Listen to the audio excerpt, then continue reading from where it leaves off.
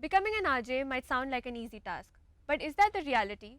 Let's find out from the woman herself who started out her journey as a radio presenter in Mumbai, then proceeded to become a TV presenter with Z, but now has reached immense success in her career. Welcome, Miss Pallavi. How are you doing today? Hi, thank you so much for having me. I'm doing great. It's been really exciting. Um, I met some very interesting students today. So, yeah, it's been a very good day. You've been a part of the radio for about 20 years or so, Yeah. and it has changed completely in this era. How do you think the transition or what changes have you seen yourself in this industry now?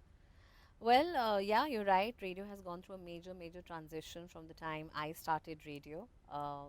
Social media is very important in today, in any RJ's life, how you look on social media, your TikToks, your reels. The transition has been huge, and I started with radio being only in English. It translated into being a English presenter, then Hindi presenter, and now like English is what most of the radio jockeys use in Dubai. But I think one thing remains the same that hasn't changed is that you have to be totally committed to the mic and the job.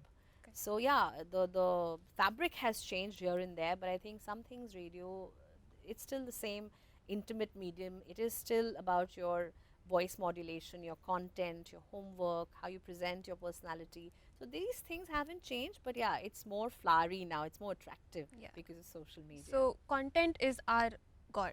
Content is Content is king. content is king. Absolutely. And now that we have majority platforms of producing content and even viewing content, like even radio has shifted to being an online content. A lot of the radio content is going on social Yeah. media.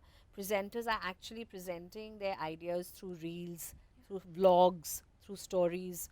So, yeah, social media has changed that. Uh, the audiences of social media but are different from the audiences that are listening to a radio station sitting in the car stuck in Yeah. traffic. But yeah, that's good for radio, right? We can reach out to Yes. more people. So you started your journey in India Yeah. and then you came to Dubai. How did you manage to transition yourself within those limits? And because India and UAE are definitely far apart countries, and even the audience listening to you is completely different. So how did you manage to transition yourself into those audience? You know what the funny part is? When I started radio in India, it was more English. It was completely English. We played English music, and I remember our producer, our boss, telling us to play one Punjabi song. And we were like, oh, Punjabi song. But when I came to Dubai, I had to relearn radio because Bollywood music, radio in Dubai was big. I was all of 21 when I came to Dubai. So I think the transition was easy because I had some good mentors. I had to relearn a lot of things, and very quickly I sort of, fit into the role of being a more like a Bollywood radio jockey. So can you tell us about your memorable day on set? On radio. On radio? Oh my God, every day on radio is so exciting. I mean, 20 years behind the mic, and I'm never tired of being behind the mic. That's my love for radio. I think it's such a great platform for a presenter to go and present yourself in whatever way you want to. You're having a bad day, but when you go behind the mic, you don't know who one person listening to you might get inspired listening to you. So every day you have like a new personality. A radio personality is not necessarily how you're feeling behind the scene. So I think there's so many memories, but yeah, listeners of course make your day.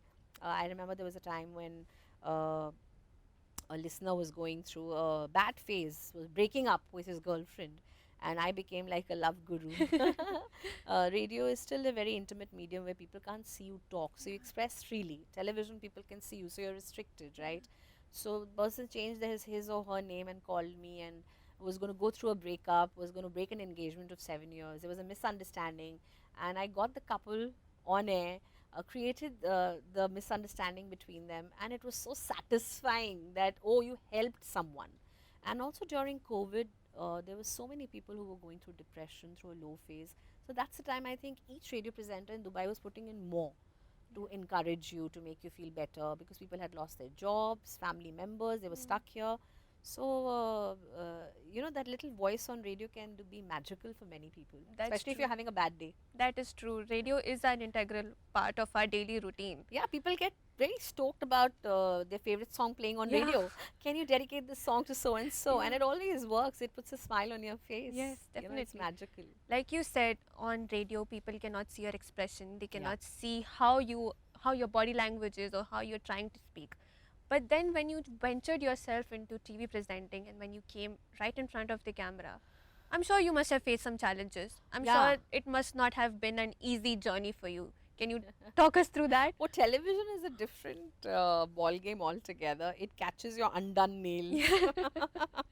if your hair is not done properly. So it took me a lot of time to groom myself in front of the camera because I had like short hair, and my producers would keep saying, "Ye madam ke baal, there's always untidy. Put some spray on her head." And it took a lot of time to understand that people are catching on your body language. So you can't be talking and putting your hands Yeah. there. So I became a news anchor very young. I was 20 and I was on national TV. So I learned on the set. I made my mistakes in front of the entire set, whether it was reading through a teleprompter or making eye contact. You couldn't laugh when you're giving out a funny news, or you couldn't cry when you're sharing a tragic piece of news. So news anchoring really helped me groom my body language in front of the camera.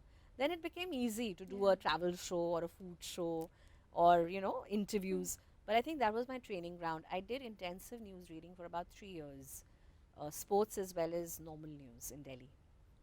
That's really nice to hear. I think during the course of doing radio and television, I did meet many inspiring, creative people. Some of them being big actors, some of them being behind the scene. Even camera people, choreographers, script writers.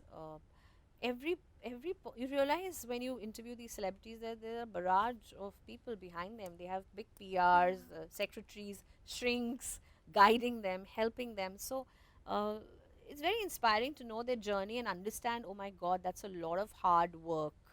But I think the most memorable, and I would love to share these stories with my grandchildren one day, was doing an interview with Mr. Amitabh Bachchan. For any broadcaster, that's the dream come true. And the way it came to me was also it came to me very accidentally. It wasn't planned. I didn't even know.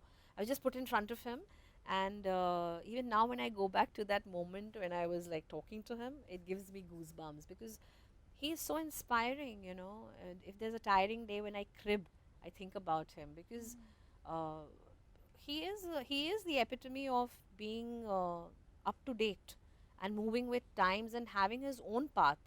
He is an inspiration in himself, right? I mean, he gets up in the morning, he works hard. I asked him, Mr. Bachchan, how are you? Your counterparts are like resting, or you have so many awards, you've done it all, you're the king, god of Hindi cinema. And he said, I try and put in that little extra. My body creaks, I feel tired, I feel lazy, yet I keep giving. So that has stayed with me. It's so inspiring, isn't it? Yes. Cliched as it might sound, but it's a fact But it's the truth. that you can't be anything big if you just give it half-heartedly, or you've said, I've arrived. Lastly, in our particular field, in the media field, opportunities grow day by day. Yeah. Competitors come to you day by day. Yeah. So, what is your take on that? One thing I learned about radio very early in my life is what my mentors taught me is you can never be satisfied.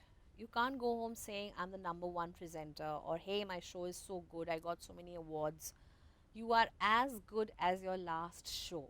So uh, the thing is, when you go back on air the next morning, it's a clean slate. You don't go with that baggage of I am a star or I am this. You work hard, and the minute you don't prep for your show, or if you don't have that fabric in your head that this is what I'm going to talk about, you're nothing. So I think it keeps you on your toes. And yes, there's a lot of competition. The only way to do it right is uh, don't take criticism too harshly, and don't let that success get into your head. Just be raw every day, just be willing to learn. I think that's when you continue to grow. That's And there's never a dull moment where you feel like, oh, I'm bored of my job, or I don't want to do it anymore. So I think that's kept me grounded. That's a big thing in radio, and I think it should be applied in anything in life. You're as good as your last show, which means you have to work 10 times harder the next day. Thank you, Ms. Pallavi, for giving your time today. This is Muskan. Stay tuned for Manipal Dubai TV for more updates.